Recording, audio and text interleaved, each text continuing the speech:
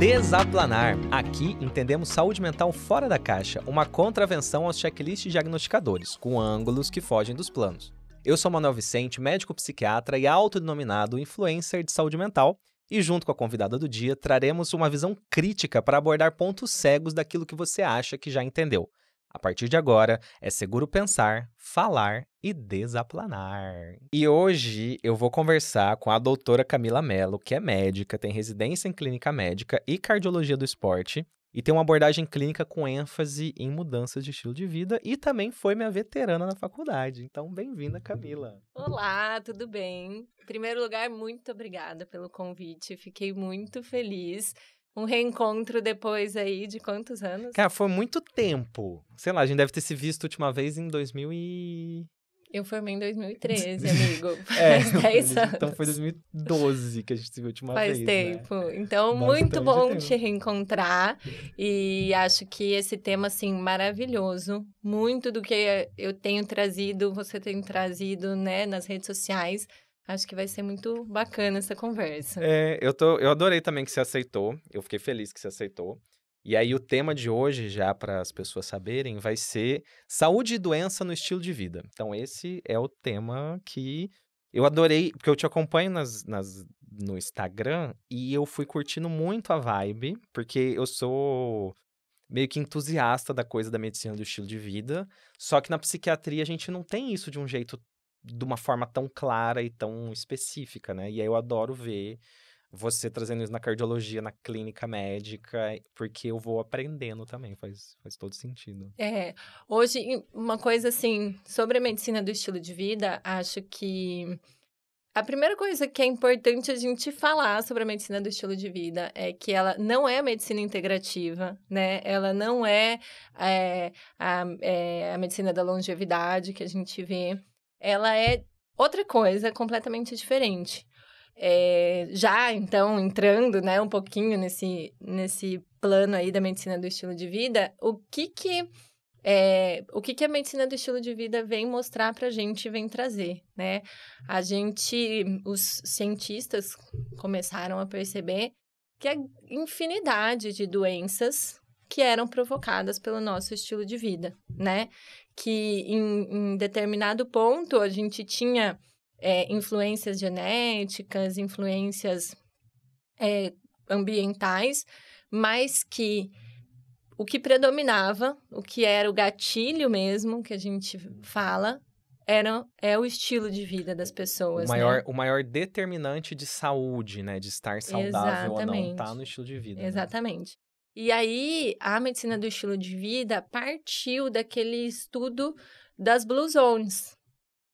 De cidades que tinham muita longevidade, né, de locais do mundo. Então, eles começaram a identificar regiões onde existia um acúmulo enorme de centenários. Até tem um documentário no Netflix agora, muito legal, assistam. Tem, né? São cidades em que muitas pessoas passam dos 100 anos. Passam dos 100 anos. E aí, eles começaram a ir, né, até essas cidades, que são 5 Blue Zones, que são espalhadas pelo mundo. Então, não é assim, é tudo na Europa, é tudo... Não. Então, uma nos Estados Unidos, lá na Califórnia, outra na Grécia, uma ilha na Itália, outra no Japão, outra na Costa Rica.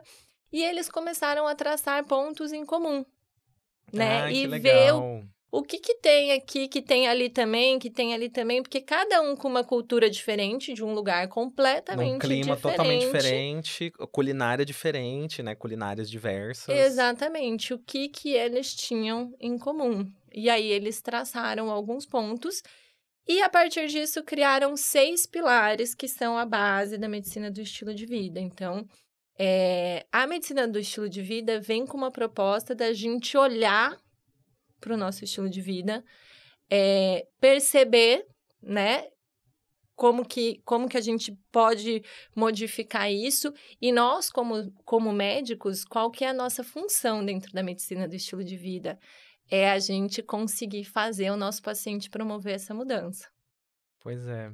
É um desafio que muda muito o que a gente tem mais popular e, às vezes, grande parte do que a gente aprendeu em faculdade, né? Do que é saúde. Esses dias eu estava conversando com uma amiga, eu estava numa aula, na verdade. Nós estávamos assistindo uma aula. E aí o professor perguntou o que é saúde? E aí a primeira resposta que apareceu lá foi que é a ausência de doença. Então, se a pessoa não está doente, ela está em saúde. Mas isso é uma definição que se guia pelo negativo, né? Ela não faz muito sentido. A OMS, ela tem uma definição que fica... Hoje ela fica como uma definição mais ampla, mais utilizada de saúde, né? Que é um estado de completo bem-estar físico, mental e social, não apenas a ausência de doença, sendo que a gente ainda poderia adicionar aqui um bem-estar cultural, espiritual, expandindo um pouco mais até esse conceito da OMS, né?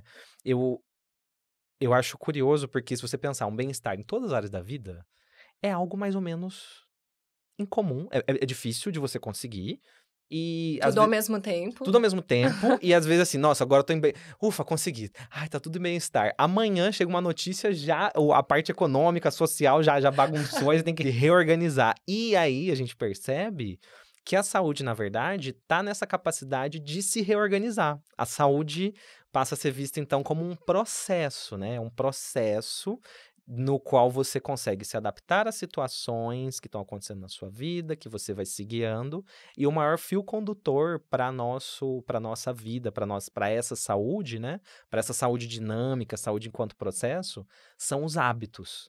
Não tem como falar em processo de mudança constante, de adaptação constante ao ambiente, à idade, à vida, sem trabalhar os hábitos, como o que você faz da hora que você acorda até a hora que você dorme, né? Exatamente. E aí a gente esbarra em como é difícil criarmos bons hábitos e mantermos bons hábitos, né? E o quanto a gente sabe que o ambiente tem uma influência nisso, né? Assim, tem alguns estudos que relacionam diretamente o ambiente à presença de vícios e de maus hábitos, né? Uhum. Naquele livro Hábitos Atômicos, Sim, não um sei livro se você já ótimo. leu, Já ele amo, cita um inclusive. estudo, né, muito antigo, não sei se você vai lembrar, mas foi um estudo que da época da Guerra do Vietnã. Então, ele fala que na época da Guerra do Vietnã, os soldados americanos, lá na guerra, em torno de 30% a 40% dos soldados eram viciados em heroína. Porque existia uma disponibilidade da heroína no Vietnã. E tornava mais tolerável. Todo o ambiente, né? Tudo que eles estavam vivendo. E aí, quando eles voltavam para os Estados Unidos, menos de 2% continuavam esse vício em heroína. Por estarem em um ambiente completamente diferente, em que não existia disponibilidade, em que eles não estavam sob aquela pressão. Então, é um estudo meio que para mostrar, assim, uma droga tão tida, né? Pesada, né? Pesada, tão Viciante. viciante. Se você não tá num ambiente em que te coloca ali o tempo inteiro no negócio, é muito mais fácil de você sair. E aí, transportando isso para cá, né? A gente vai pensar em hábitos alimentares. Então, assim, o que é o nosso ambiente alimentar hoje? O que a gente tem mais disponível o tempo inteiro, né? Então, você entra no supermercado, a primeira fileira, assim, é uma fileira de chocolate, né? E é o que tem, que tem as embalagens mais bonitas e ainda tão alcançáveis para criança, né? A embalagem que fica ali prontinha pra você pegar e então assim, mãe, é esse que eu quero, por favor. Então, então, esse ambiente que a gente está inserido é muito complexo da gente criar bons hábitos dentro dele. O funcionamento do nosso organismo, o nosso funcionamento enquanto pessoa, assim, de forma ampla, ele é determinado por esses hábitos, né? E aí tem um autor... É impressionante como que toda vez que a gente vem aqui... todo episódio, praticamente, eu tenho citado ele, mas é porque eu tô numa fase de amor com o Gabor Maté. Ele não me conhece, mas é um autor que eu adoro. E aí ele trouxe uma pegada, ele traz uma definição, trazendo que as doenças crônicas são uma consequência de como a sociedade funciona. Elas não são um erro, elas não são algo imprevisível, inusitado, que aconteceu... Nossa, veio da onde? Por que tá todo mundo com com síndrome metabólica? Por que tá todo mundo com essa tendência à obesidade? Por que tá todo mundo com uma tendência a deprimir, a ficar ansioso? Isso não é por acaso, é porque realmente quando você constrói uma cultura que estruturalmente facilita hábitos que jogam a pessoa para o adoecimento, você tem uma consequência. Isso seria uma definição de uma cultura tóxica. Tóxica num sentido de que, se tudo funcionar da forma como é para funcionar, os envolvidos, as pessoas, vão adoecer. Elas adoecem nesse processo, porque a engrenagem dos sistemas, ela não considera o equilíbrio e a sustentabilidade de saúde mental, saúde física, dentro dos seus pilares de sustentação, né? Então, você vai ter a comida mais rápida possível. Talvez não seja mais saudável, mas é a que te preenche e é a que você vai lá. Então, você talvez não consiga fazer o exercício físico porque sua condução demora muito. Mas é o que dá, e aí você não vai fazer. E, de repente, você está criando, às vezes, formas de funcionar em sociedade, cidades, urbanizações, que dificultam muito o contato com a natureza, que dificultam muito o básico para a nossa manutenção enquanto seres humanos, né? Então, eu passei a olhar isso, eu gostei de passar a olhar isso. Essas doenças, o adoecimento, as doenças crônicas, muitas vezes emergindo como consequência do que a gente construiu, do que a gente está fazendo enquanto sociedade, né? Com certeza. Tem um documentário muito interessante, chama Muito Além do Peso. Eu quero ver. E ele vai falando, né? Ele é brasileiro, e ele vai mostrando, né? Tem várias crianças, né, no documentário, várias crianças obesas, né? E aí ele vai trazer, em determinado momento, um dado sobre como o fim da Segunda Guerra Mundial trouxe uma mudança drástica na indústria alimentícia, porque na guerra surgiram grandes indústrias para suprir, né, a demanda da guerra, né? E essas indústrias, depois que terminou a guerra, falaram: o que a gente vai fazer, né? Então, com todo esse maquinário, com toda essa estrutura que expandiu para a guerra. E aí, porque eles precisavam ter alimentos prontos, de longa duração, né? Para levar para a guerra e tudo mais. E eles falaram: não, vamos vender para o povo. Né? Vamos vender para a galera. E vai com conservante que tiver aqui mesmo. E aí, como muda, né? Esse padrão alimentar de tudo que a gente come, né, a partir dessa época, e aí os índices vão, assim, né, exponenciais de sobrepeso, de obesidade, de diabetes, de, né, síndrome metabólica, e aí lá na frente, com certeza, de infarto, de AVC, de hipertensão e tudo mais. Então, esse estilo de vida que foi sendo construído, é o que você falou, né? Tanto no quesito trabalhar sempre mais, né? Então, a gente sempre precisa trabalhar mais, porque a gente precisa ganhar mais, porque a gente precisa...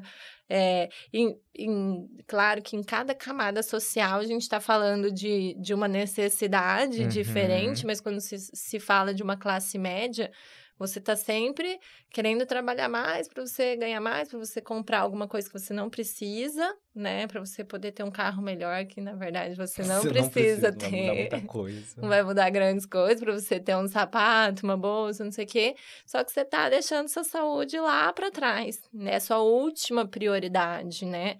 Eu atendo no meu consultório muitos pacientes que vêm, né, já hipertensos, já diabéticos, e a minha proposta com a medicina do estilo de vida começou com uma insatisfação dentro da cardiologia, em que eu via esse meu paciente vindo, e eu chegava lá: vamos ter que adicionar mais um antihipertensivo, tá? Porque a pressão já não tá mais controlando só com 2. Vai só crescendo a lista, né? E aí você falava assim: cara, não tá fechando, sabe? Tá faltando alguma coisa aqui, eu não tô... E cada vez que você passa um remédio, ele não vem mais satisfeito, pleno e com bem-estar. Não tem essa correspondência. Nossa, ainda bem que você me passou isso, me fez um bem. Como eu tô feliz agora que esse remédio entrou na minha rotina. Que delícia. E na verdade, as pessoas muito aceitam, né? Porque você é uma autoridade, digamos assim, então você fala assim: tá bom, tem que tomar mais um, vou tomar mais um. Mas muita gente sem buscar esse voltar. E aí eu falei assim: não, eu tô infeliz aqui, não tô fazendo o que eu gosto, né? E aí eu fui correr atrás, conheci a medicina do estilo de vida. E em certo ponto é complexa pra caramba, porque é muito de você aprender a convencer, né, o seu paciente a começar uma atividade física. E aí, quando ele vai, você tem que chegar e falar assim, não, ó, gente, você tem que sair daqui, você tem que me falar quantas vezes na semana que você vai na academia, que horas... Eu vou lá ver se você tá aí. É um compromisso, né? Que dentro da medicina do estilo de vida, eles falam que são as metas SMART. Você tem que ser específico, você tem que ser claro, você tem que determinar tudo. Porque se fica aquela coisa no ar, ó, você precisa comer melhor e você precisa praticar atividade física. Esse é um ponto interessante, que eu acho que é uma grande revolução, né? Porque eu gosto de falar que a pessoa não chega, ela nunca chegou nenhum paciente pra mim e falou assim, olha, por favor, reduz meus sintomas da minha doença. Nunca chegou nenhum paciente pra você e falou assim, reduz os índices glicêmicos que eu tô sentindo, diminui meu risco cardiológico de a gente não vai num médico, a gente não busca saúde com vias de diminuir marcador de exame de sangue. Você não vai lá atrás de, olha, melhora a minha doença. O que a gente tá buscando, às vezes a pessoa nem percebe, a gente nem tem tanta consciência disso, mas quando alguém vai num médico, o que a pessoa quer? Faça a minha vida ficar melhor. Você está buscando uma vida mais plena, você está buscando uma vida com mais harmonia, com mais bem-estar. Então, é uma mudança muito significativa, porque esses exemplos que você trouxe, né, que a gente fala, nossa, vai fazer o exercício, vai se alimentar melhor, isso não é... Sai um pouco do campo de deixa eu tratar a sua doença. Vai para o campo de vamos aumentar sua saúde. Então, você para de focar, a gente começa a parar de focar o olhar na patologia e começa a olhar para aquele ser humano. Olha só, tem um ser humano aqui, tem uma pessoa que não é um CID, que não é uma ficha e que tem desejos e que quer sorrir, que quer sair com a família, que quer aumentar a expectativa de vida dela, mas também não sabe como fazer tudo isso, né? Ela fica meio perdida. Aí vai no médico entendendo que vai receber mais saúde, mas às vezes o médico, se não tiver com essa visão tão esclarecida, vai dar mais remédio, entendendo que tá dando mais saúde, mas nem sempre é verdade, né? Pode ter uma diferença aí entre você dar mais remédio ou você dar mais saúde. Ah, com certeza. E hoje em dia a gente vive uma era de medicalização, digamos assim, né? Como se a gente tivesse uma pílula para melhorar todas as coisas, né? Então, tipo, você vem aqui, eu quero um remédio para... Eu quero um remédio para queda de cabelo. Ah, toma finasterida. Mas finasterida deixa broxa. Ah, então toma um Viagra. Gente. Mas Viagra sobe a pressão. Ah, então toma esse losartana. Ah, mas losartana prejudica o rim. Ah, então toma bicarbonato. E aí você vai, né? Tipo, mas faz mal pro estômago. Toma aqui um omeprazol. Então, tipo, você vai no médico, é um remédio para tratar. Trazendo um fio de um novelo de lã, quando você vê, cadê onde que eu tô? Você tem milhares. Então, assim, a proposta é justamente a gente fazer o contrário, né? A gente tentar voltar lá, né? Como os incas e maias. Voltar no tempo. E comer comida como os incas e maias comiam, né? Exatamente. E eu vejo muito, assim, pelas crianças hoje em dia, né? Assim, como tinha uma paciente minha que eu sempre falo, o ambiente tem toda influência. Então, não quer comer chocolate? Não compra chocolate. Não quer comer salgadinho? Não compra tem em casa salgadinho. Não tem em casa disponível. Aí ela tinha 2 filhos, 6 e 9 anos, sei lá. Mas e as crianças, doutora? Eles vão ficar sem? Aí eu falei assim, claro! Não era pra eles estarem com. Melhor coisa que você pode fazer pelos seus filhos hoje em dia, nunca mais voltou.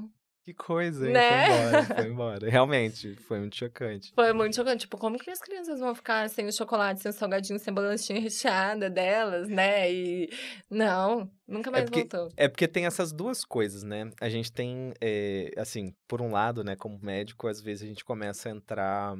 A gente tem que se policiar, né? Se cuidar pra não entrar na coisa de proibir. Proibir, não pode isso, não pode aquilo. A pessoa já vem falar da comida dela já com medo, assim. Com medo do que eu você já vai sei o falar. que não pode. Eu já sei o que não... Ela trabalha com não poder, né? Isso vem, eu acho, pra mim, isso aí vem desde a diretora do colégio, que falava que ela podia, que ela não podia, ela traz essa imagem, né? E a verdade é que a gente realmente tem que, enquanto pessoas, aprender a diminuir aquilo que não nos ajuda nessa busca de saúde. Então, profissional, né? Você falou de vários profissionais de classe média, liberais, uns bastidores aqui de hospital, os bastidores da medicina, da saúde de forma geral, é que depois que a pessoa se forma, ela meio que tem a saúde dela à venda, né? Ela pode vender a saúde dela. Eu posso vender uma noite de sono em troca de um dinheiro que eu vou trabalhar num plantão. Então, você tá com o fim de semana disponível? Vem cá que eu te pago. Aí você não vê sua família, aí você não faz seu exercício físico, mas você vai ganhar um dinheiro.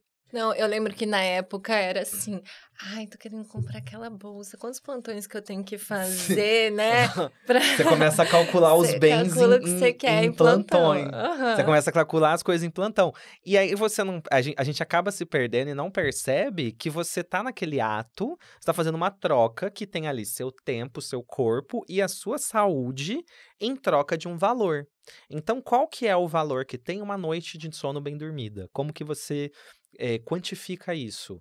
E aí você tem um fim de semana livre que, quando você tá nessa lógica, você fica agoniado de ter o fim de semana livre. E aí você não quer ter o fim de semana livre, você quer mesmo é vender seu fim de semana de novo. E aí você vai lá e trabalha mais. E você vai entrando nisso, e os pares, os colegas, os médicos, os outros, quem estiver próximo de você, vai aplaudir, te enaltece, porque você é o cara que pega o plantão de todo mundo, você desenrola, então você vai ser promovido, você vai receber uma aprovação social para esse processo de adoecimento, né? Que isso meio que resume várias profissões de diversas formas, né? Eu acho que o médico, os profissionais da saúde, mas o médico muito, porque a gente tem a possibilidade de trabalhar infinito. O né? médico, professor, enfermeira, todo mundo que consegue pegar. Eu acho que os professores pegam menos porque eles não podem trabalhar de madrugada, né? A gente pode trabalhar de madrugada, né? Então, tipo, todo mundo que é da saúde pode ficar vivendo no hospital, você não precisa nem pagar mais aluguel. Enfermeiro, cara, os enfermeiros trabalham. Fisioterapeuta de UTI, Irado, eles vão, e aí você não...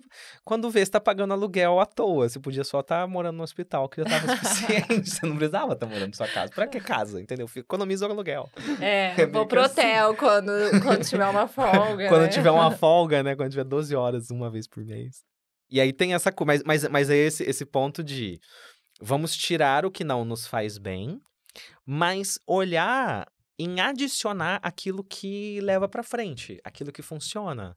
E aí nessa coisa, né, da alimentação também, eu fico atento, porque eu vou numa nutricionista, que ela é muito focada em o que pode pôr de bom, de nutritivo. Então vamos adicionar nutrição de qualidade na sua comida, ao invés de focar no que vai tirar.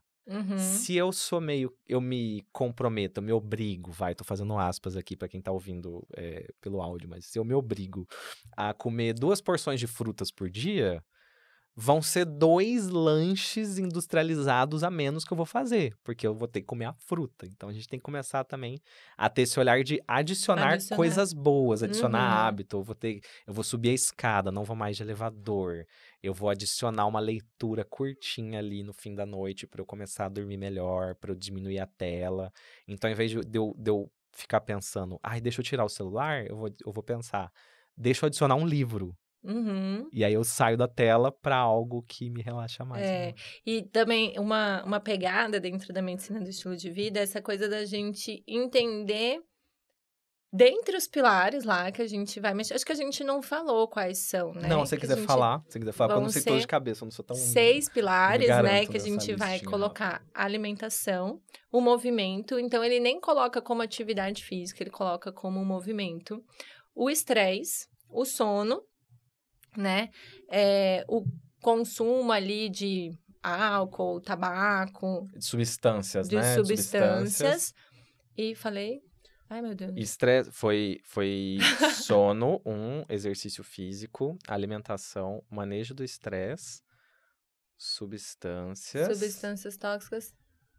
Tá faltando um. 1, 2. Tem o social também, não tem? Não é do social? Isso, Né? social, A né? tribo. Conexões, a tribo e tudo Conexões. mais. E aí, então, a gente, dentro desses pilares, a gente reconhecer no nosso paciente em qual deles existe uma prontidão maior para mudança, né? Pra gente não cair naquela de ser o mandão, igual você falou, assim, né? De você falar assim, ó, você tem que fazer isso, você tem que fazer isso e você tem que fazer isso, né? E aí, como se o paciente fosse em cada... De todos os 6, ele tem obrigações e deveres, né? E tudo mais. Bater continência quando sai do consultório, é dispensado. Então, assim, você pega, às vezes, um paciente que fala assim, não vou fazer atividade física. Não vou, não, tipo... Já fiz todas e não gosto de nenhuma.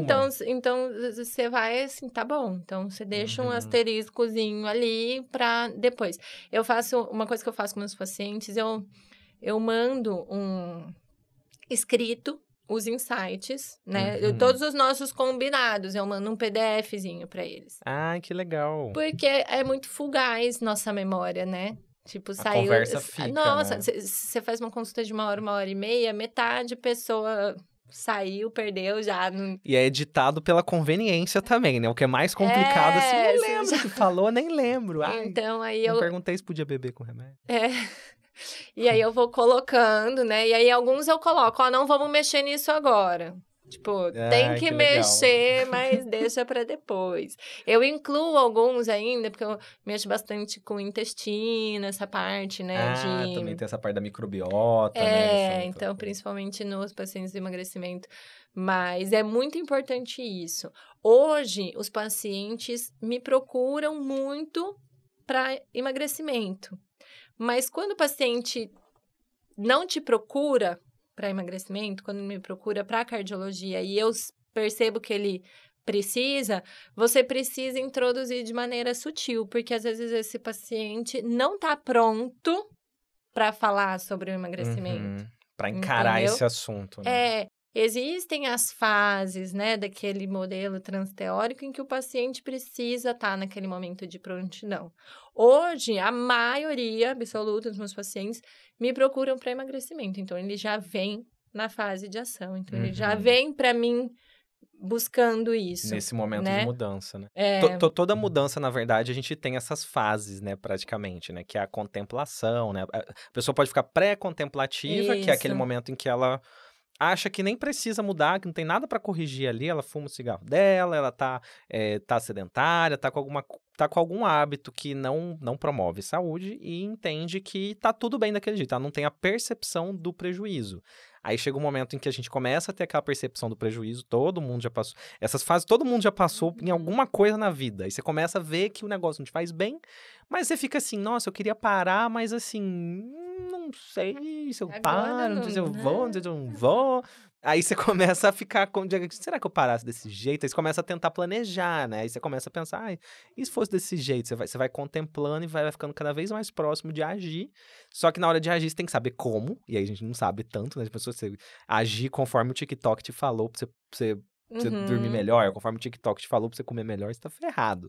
E aí você começa a agir, aí quando você age, você pode recair, quando você age, você pode não dar certo, aí você pode se arrepender.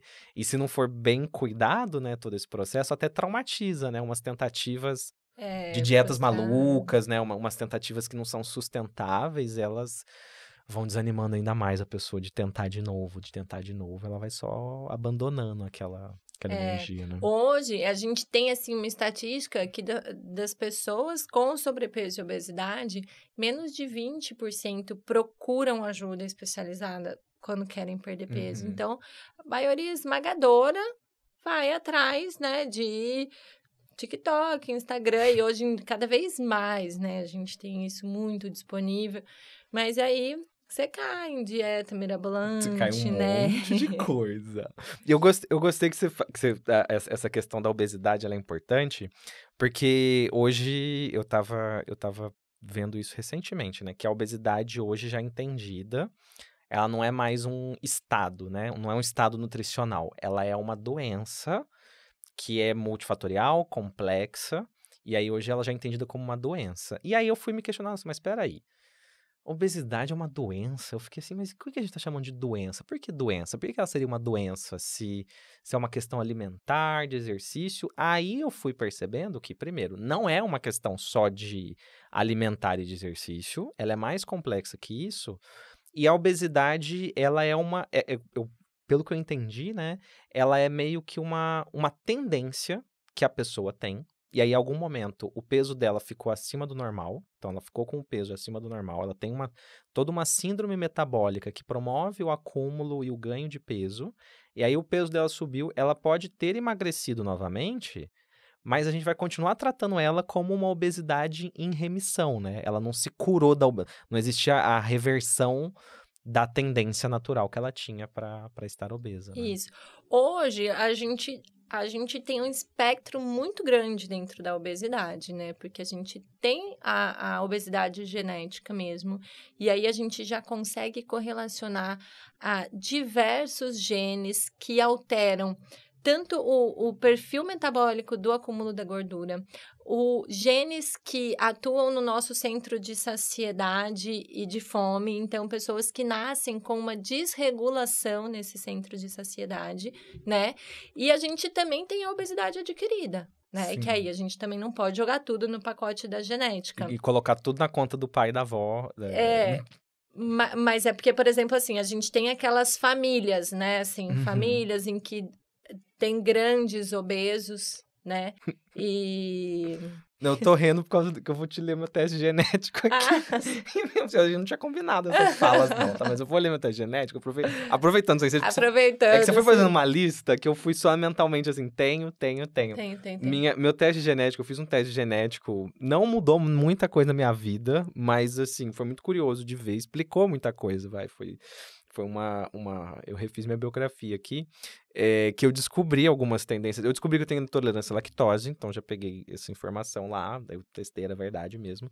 Tenho tendência a ter intolerância à lactose, mas aí eu tenho, olha só que legal, essa combinação. Fome emocional, maior tendência à ingestão de açúcar, então tem um paladar mais aguçado para doce, mais tendência de armazenamento de gordura, IMC elevado, menor sensação de saciedade e toda a parte de diminuir colesterol também é bem ruim, assim.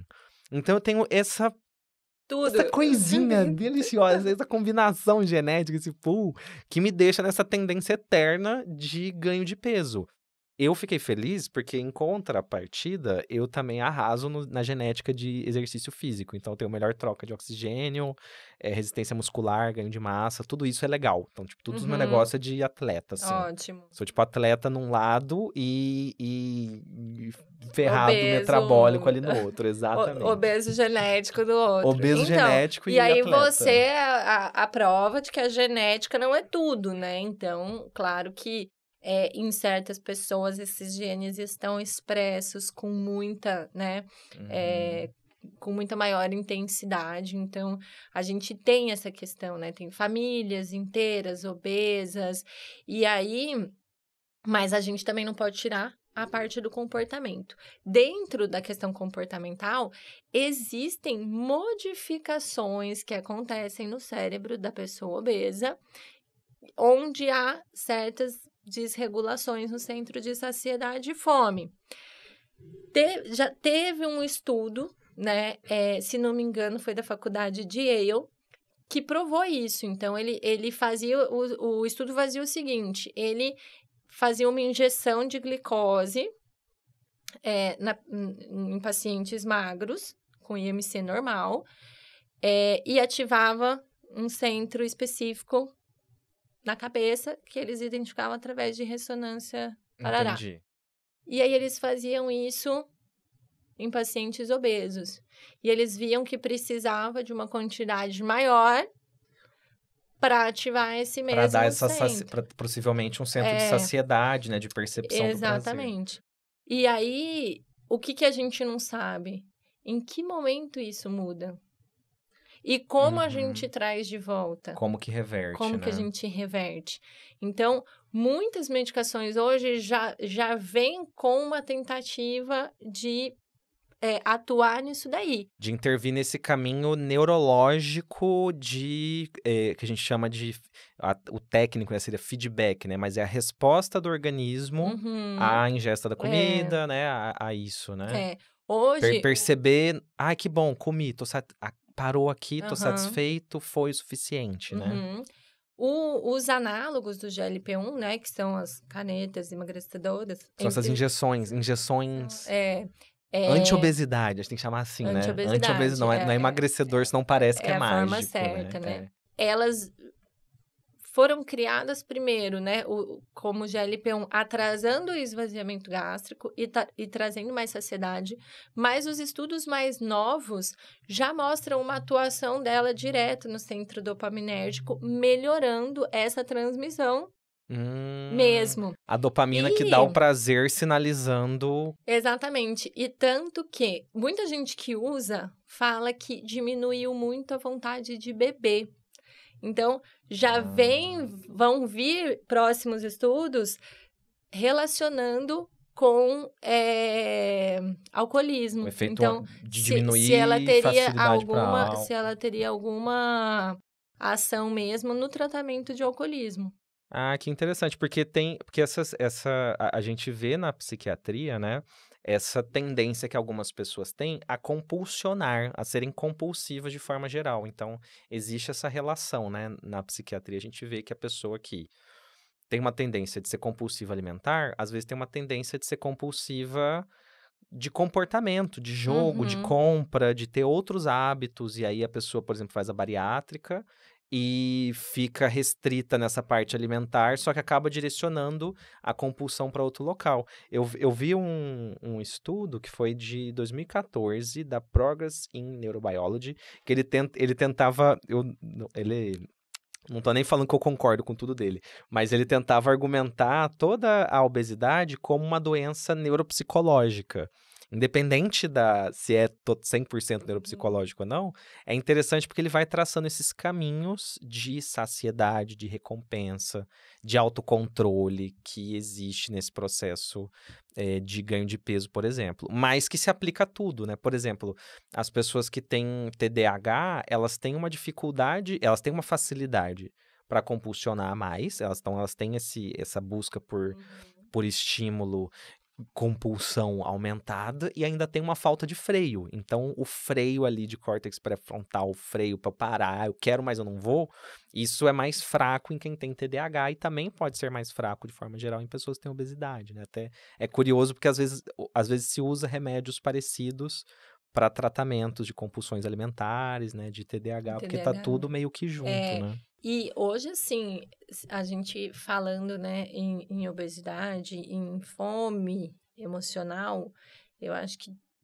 todo mundo tem um pouquinho, né, de fome emocional, de comer suas emoções, de tô feliz, vou comer, tô triste, vou comer. Vou comemorar, vou chorar e vou comemorar. É algo que, assim, não tem como a gente tirar. Eu não sei o que o estudo provou, se ele conseguiu mostrar por A mais B, mas que existe uma influência neuropsíquica muito importante na obesidade, isso existe, né? E aí, tanto que a abordagem multidisciplinar, né, quando eu consigo fazer meu paciente ir numa terapia, né, canalizar, e muitas vezes exercício físico é assim algo que, né, muita gente quando começa a fazer dá uma virada de chave, assim, né, para diminuir a ansiedade, melhora o bem-estar, e você automaticamente você desvia esse foco, né, do comer emocional, você consegue canalizar isso para o exercício físico. Esse processo psicológico de todo o tratamento, ele faz muita diferença, porque, assim, é um clique que quando a gente consegue fazer esse clique, muda tudo. E as pessoas que fazem o exercício, elas fizeram esse clique. Porque muita gente vai fazer bons hábitos, fazer exercício físico, vou melhorar minha dieta, vou melhorar minha alimentação, vou passar a dormir melhor, vou fazer todos aqueles pilares lá da estilo de vida. A pessoa fica muito com o raciocínio de, não quero fumar para não ter câncer. Eu vou no exercício porque senão vou infartar. Ela começa a entrar numa mudança de hábito que é motivada pela fuga, pela evitação de algo negativo. Então ela fica sempre nessa. Ai, não vou comer porque faz mal. Ai, não vou fazer porque não faz bem. Ai, não vou fazer porque não pode. Então ela fica sempre nesse não pode, não faz mal e vou fugir da doença. Na hora em que ela consegue virar a chave e muda pra eu vou buscar saúde, eu vou atrás do meu bem-estar, eu não tô mais fugindo de não adoecer. Eu tô indo atrás de alguma coisa, eu tenho uma meta, eu tenho um objetivo, eu tenho um foco lá na frente de aproveitar melhor meus filhos com saúde. Eu quero não sentir tantas dores quando eu for mais velho. Eu quero cultivar um futuro mais saudável pra mim. Na hora que ela consegue mudar essa chave, isso tem uma diferença absurda, né? É o que eu acho que a chave do exercício físico às vezes desbloqueia um pouco fácil, porque ela começa a achar aquilo legal uma hora. Então ela para de ir porque o médico mandou, ela passa a ir porque ela se diverte, porque é agradável, porque é gostoso, porque tem lazer, ela conhece gente legal lá na academia, ela vai lá. E aí ela começa a sentir os benefícios, né? Assim, tem gente que é muito resistente à atividade física, mas a grande maioria das pessoas consegue virar essa chavinha, né?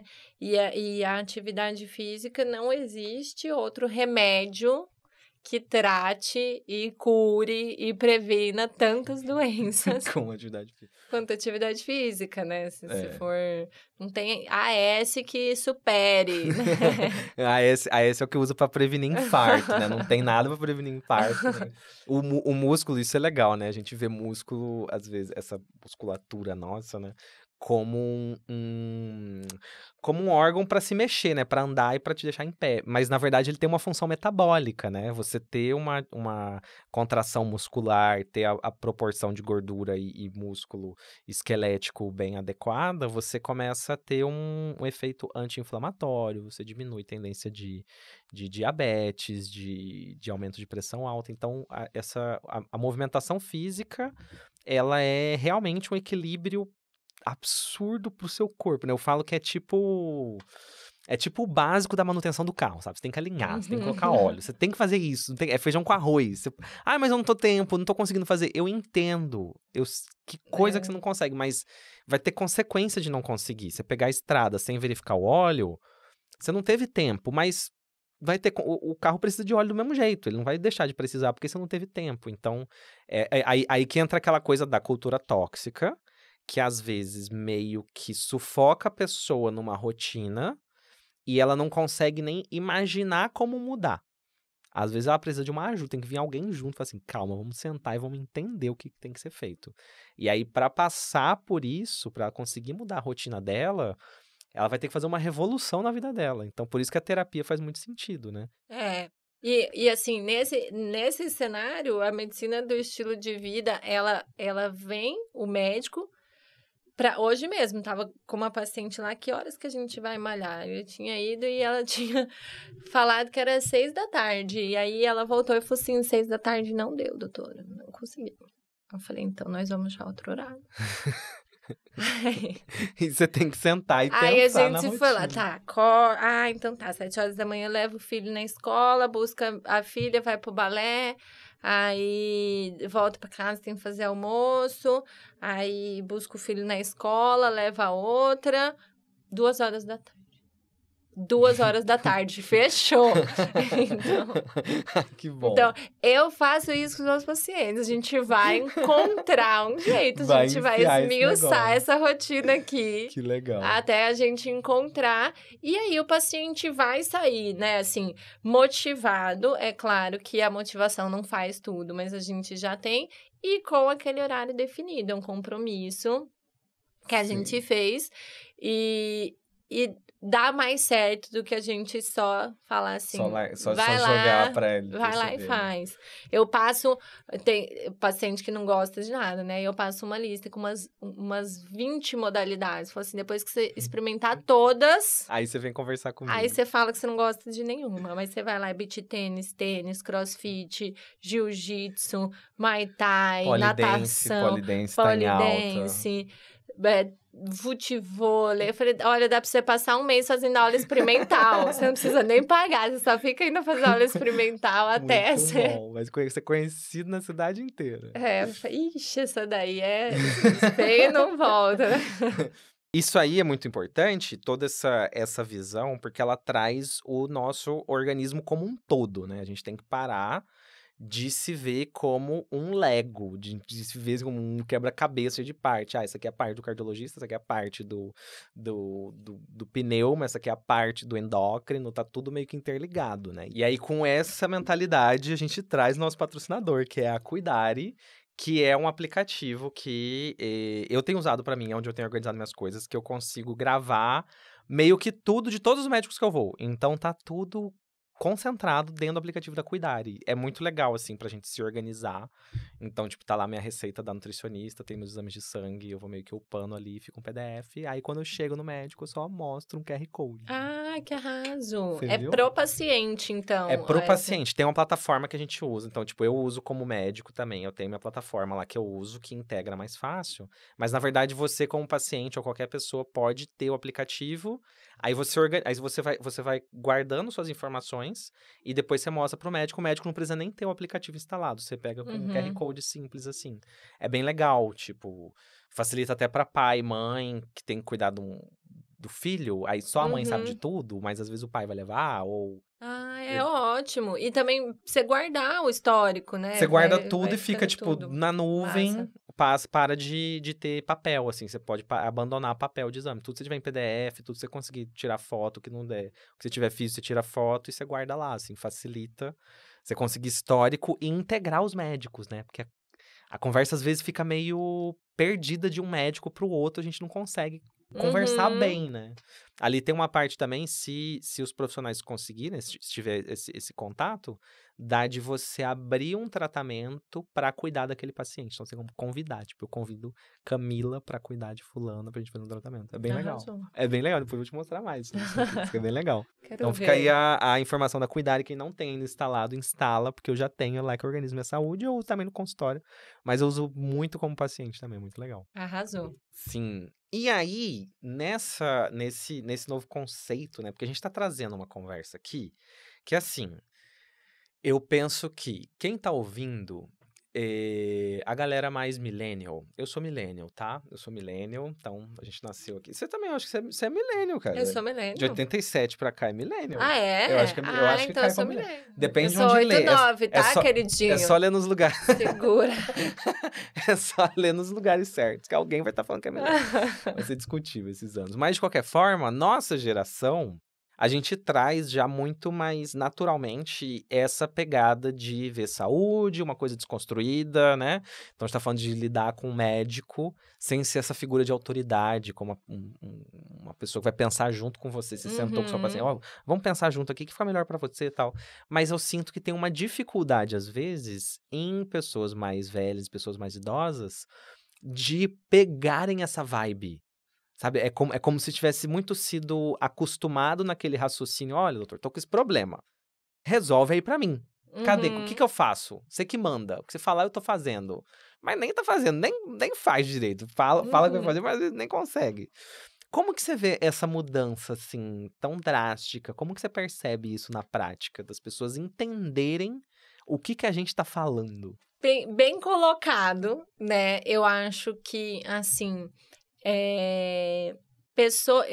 você falou, assim, dessa geração anterior, eu lembrei muito da minha avó. Minha Uhum. avó tá com 90 anos e, e minha avó nunca praticou atividade física, sempre se alimentou bem, ok?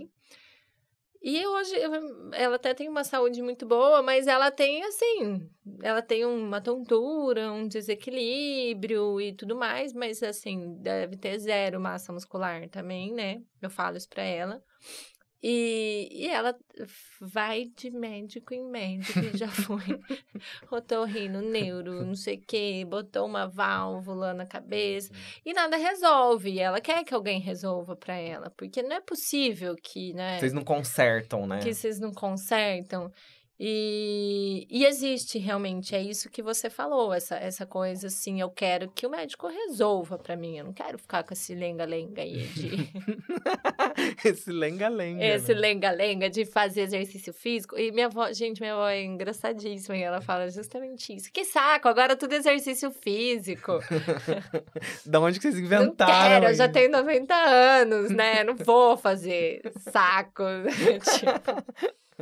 E existe, né? E é muito difícil você trabalhar com essas pessoas que já vêm com uma cultura, né? Eu acho diferente. A época deles, você não tinha academia, Não né? existia esse conceito Dos do nossos pais, lifestyle começou um fitness. pouquinho e tal. Eles tinham muito mais a coisa do esporte, né? Então, assim, não a musculação em si, mas Jogava futebol, praticava esporte, jogava vôlei, nadava, né? nadar. Fazia Então, natação. tipo, eles tinham mais essa coisa do esporte. Então, ainda essa geração que tá entre 60 até 70, eu acho que existe já um melhor Uma recepção contato. melhor a esse conceito. Entre... Eu colocaria de 65 para baixo. Quem tá de 70 para cima é uma abordagem que, para você mudar o estilo de vida, é mais complicado. E da própria visão do que é o médico, né? Exato, é isso que porque você o falou. médico fica nessa coisa da autoridade. Eu tô falando assim, não, mas eu não sou eu mais que mando. O que você acha que é melhor? Como que você acha que funciona pra você? Qual caminho você acredita que vai funcionar no seu caso? A pessoa dá uma travada, né? Ela tipo, não, mas eu vim aqui pra você me falar. Se eu soubesse, eu tava fazendo já. Eu vim aqui pra você me dizer. Então me diga. E é o que você falou, a pessoa fala assim, você fala que eu faço, mas aí chega na hora de fazer, não faz nada, né? E aí, tomou o remédio, e aí, não, achei melhor, porque daí eu vi que não sei o quê, tomei um chazinho e tal, mas é isso, é o que você falou, a nossa geração já vem com um pouco mais de consciência, claro que ao mesmo tempo que não vem, porque a gente vê que está aumentando, né, o número de doenças, a quantidade Vem com de uma pessoas... consciência do problema, mas não vem com recursos, nem talvez motivação para efetivamente agir, né? Tem um monte de gente que sabe de várias coisas, mas para isso se transformar em ser, né, em hábito de vida, estilo de vida que vai definir o que ela são vários passos nesse caminho.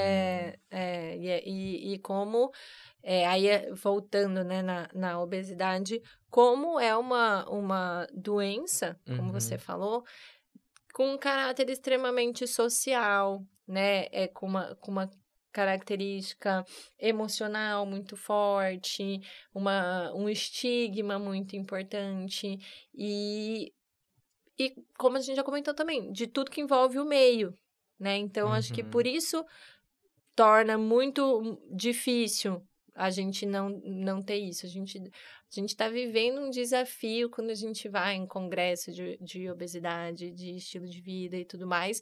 É esse desafio. Como é que a gente vai fazer enquanto sociedade para a gente frear isso? Porque medidas individuais não estão surtindo efeito. Então, a gente precisa se organizar enquanto sociedade. O que a gente precisa fazer? Então, já, por exemplo, começaram a surgir algumas leis que foram um pouco polêmicas, de, por exemplo, merenda escolar. Proibir fritura na lanchonete do colégio, né? Tem algumas coisas assim. Então, assim, hoje tiveram algumas medidas a nível estadual, né? Alguns estados que conseguem controlar a merenda das escolas estaduais, né? Só que, porque, por exemplo, assim, por incrível que pareça, existe escola que tem cachorro-quente de merenda, né? Que tem pizza de merenda. Então, quando a gente está falando de medida social, né? Enquanto comunidade, é isso. Na escola do meu filho, Manuel, cada um leva o lanche. As crianças têm 3 anos. E é uma escola particular, tá? Então, não é ninguém que tem pouca informação ou pouco recurso financeiro. De você falar assim, nossa, não tenho como comprar um lanche saudável pro meu filho.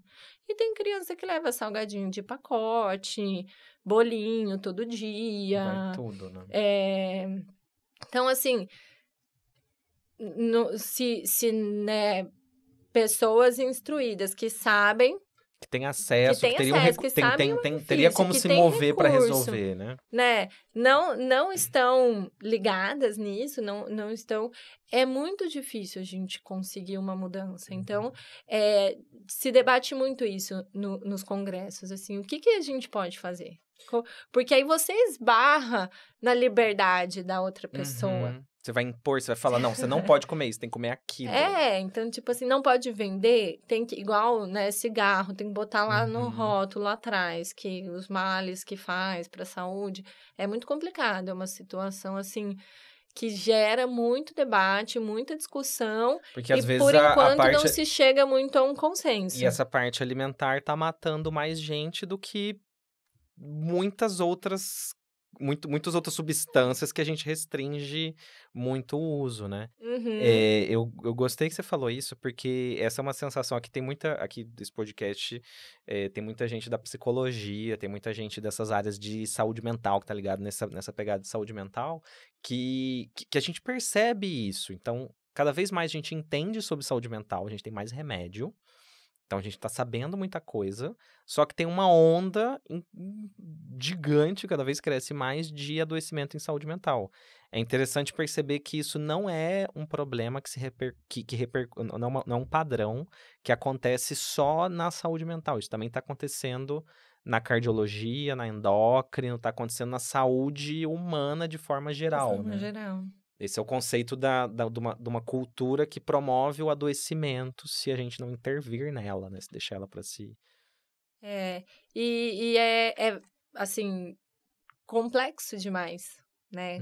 Como a gente vai agir num todo... Sem criar um outro problema. Sem criar um outro problema, né? Resolver tapar um buraco e resolver um... Exatamente. E aí parte, né, de educação e é coisa que vem lá de baixo, né? De família e estruturas e tudo mais. O que simboliza cada coisa, né? O que simboliza a carne vermelha, o que ela simboliza, o que simboliza o doce, o que simboliza o brigadeiro, o que tudo isso tem de significado, né? Às vezes o exagero de comida é relacionado à fartura financeira. Então é uma conquista daquela família, às vezes, ter comida em excesso. Aquilo foi algo que não tinha quando os pais, os avós eram mais novos. Agora que tem condição, vamos encher essa mesa de tudo que puder. E aí o doce também tem um aspecto, às vezes, usado como afeto, como carinho, né? Então, eu não tô presente na criação do meu filho, então eu vou dar aquilo que ele mais gosta, porque ele fica feliz. E aí você começa a entrar nessas entranhas estruturais do problema, né? Que alimentam tudo isso, né? Não tem como você resolver apertando só um parafuso. Ou dando um remedinho, né? Dando um remedinho. Sim, parafuso em cápsulas. Eu acho que isso aqui vai resumindo, a gente tá a um bom caminho de conclusão aqui pro nosso episódio de hoje, estamos bem de tempo, tá tudo correndo bem. Tudo certo.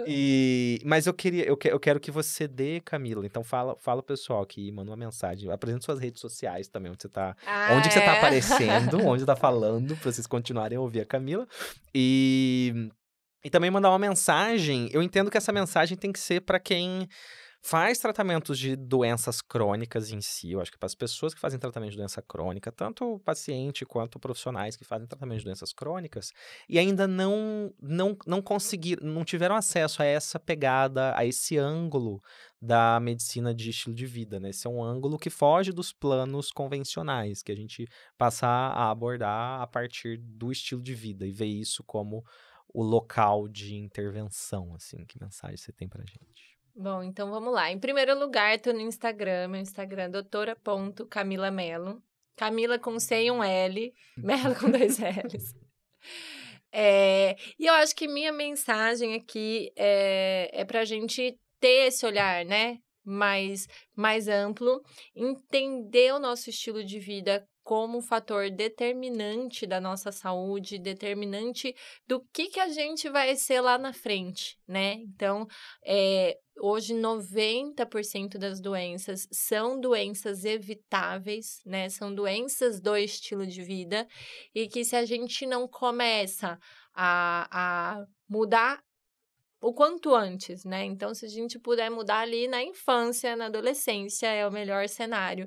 Mas o quanto antes a gente acordar e perceber que o nosso estilo de vida tá nos adoecendo, que o nosso estresse está deixando a gente doente, a nossa alimentação está deixando a gente doente, o sedentarismo, a gente não vai caminhar para algo melhor. Então, enxergo que, né, como a gente estava falando aqui das crianças, da educação de medidas sociais, isso é fundamental, mas enquanto a gente não pode, a gente vai fazer um trabalho de formiguinha, de a gente conscientizar ali, um por um, ajudando a trazer mais saúde, a trazer mais longevidade e a ser mais felizes, porque com certeza um estilo de vida bom, né, bons hábitos, tornam as pessoas mais felizes. Não tenho a menor dúvida disso.